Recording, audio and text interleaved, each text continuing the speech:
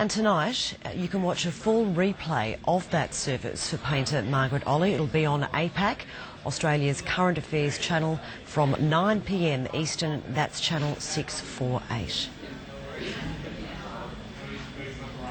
We're going to take you live to Canberra now, where Opposition Deputy Leader Julie Bishop is holding a news conference. Ms Bishop and Shadow Health Minister Peter Dutton are presenting a petition of signatures against means testing the 30% rebate on private health insurance. Choice in healthcare.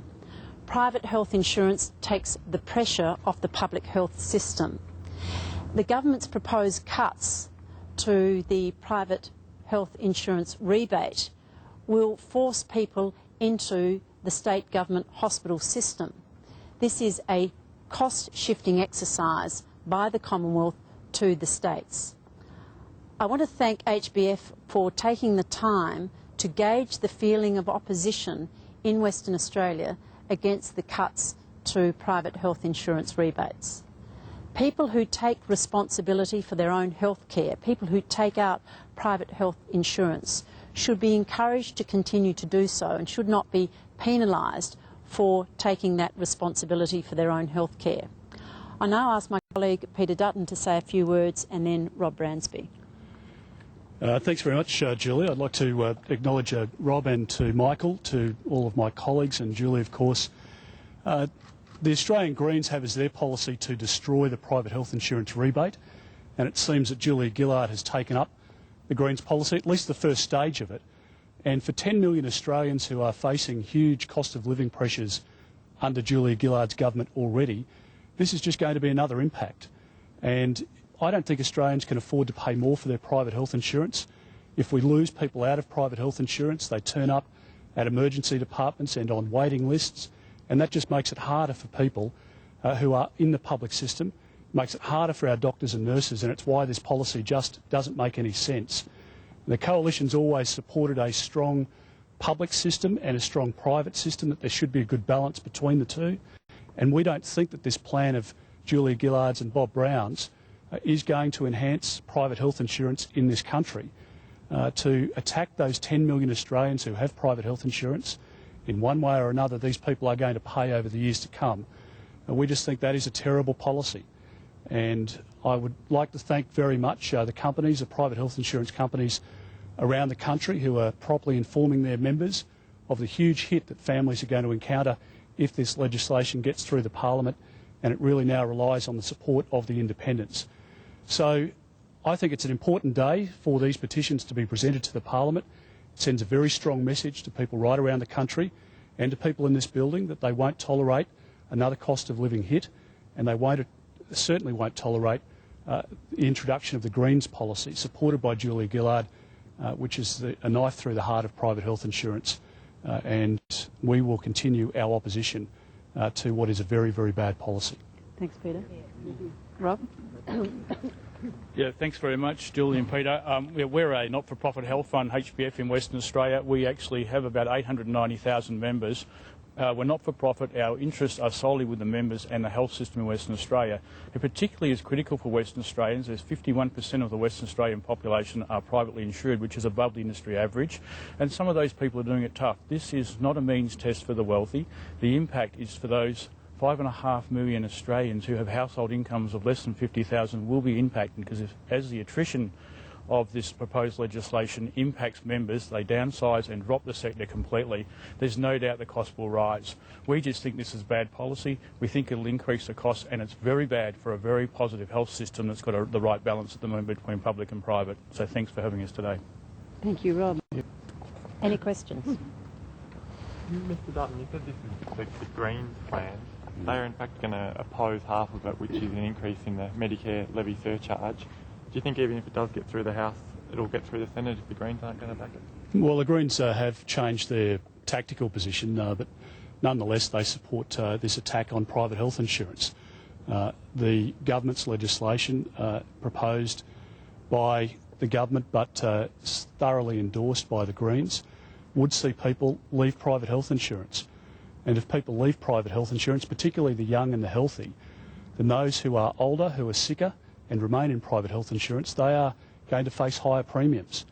And I think the Greens need to block both elements of this legislation, and the government needs to reassess what might have been in their minds a good policy some time ago, but now with the cost of living pressures, with people losing their jobs, with the carbon tax coming in, the flood levy already introduced, this is not a good time to be playing around with this sort of policy. And the Greens have demonstrated in the past that they are thoroughly irresponsible when it comes to health policy. And for Julia Gillard to be egged on by them just shows that Julia Gillard is not going to be good for health policy in this country either. The Coalition's looking for $70 billion in savings. Should any of those savings come from health? And if so, where? Well, the last thing that we should do is drive people from private health insurance into the public system, because that would just increase the pressure on our public health system. That is not the way to run a health system in this country in the 21st century. We want to make sure that we deliver services efficiently, and where there's waste, we will cut it. Where we can cut back on bureaucrats and increase the number of doctors and nurses, we will do it.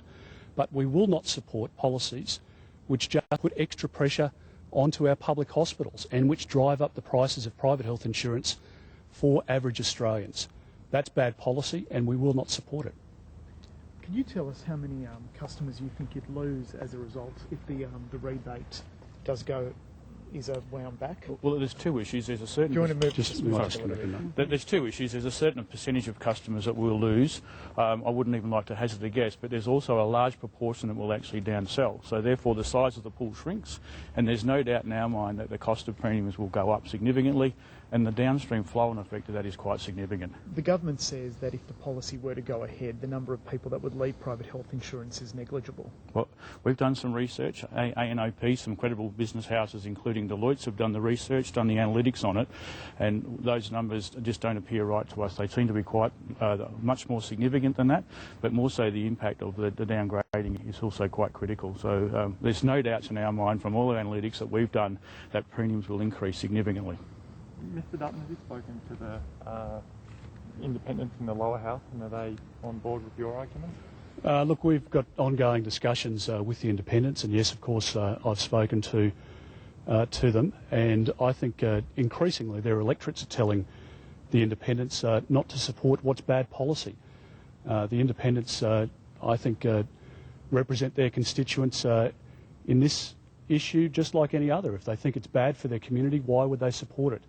Why would they support driving up private health insurance, as is proposed by Julia Gillard and Bob Brown?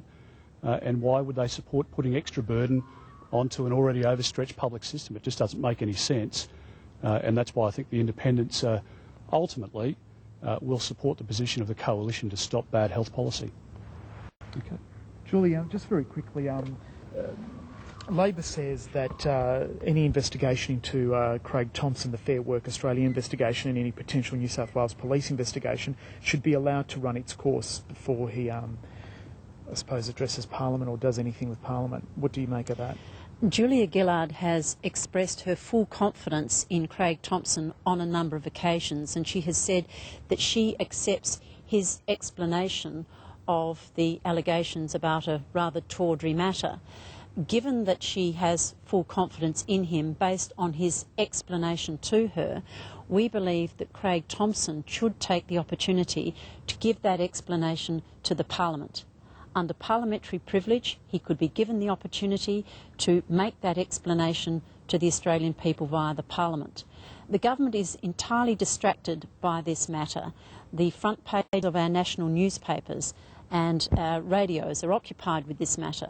The Prime Minister should clear the air by inviting Craig Thompson to make a full explanation to the Parliament. After all, that is the basis upon which she says she has full confidence in him. The Australian public deserve to know that explanation. Thank you. Thanks very much. Now. The Deputy Opposition Leader Julie Bishop there, along with the health spokesman for the Coalition, Peter Dutton, and other representatives from Western Australia receiving a petition against the means testing of the private health insurance rebate, which of course Vanessa Trezise has been a long-standing policy of the Coalition, and again articulating it there this morning, or this afternoon I should say, here in Canberra. Kieran, just on a separate matter, opposition attempts to force Labor MP Craig Thompson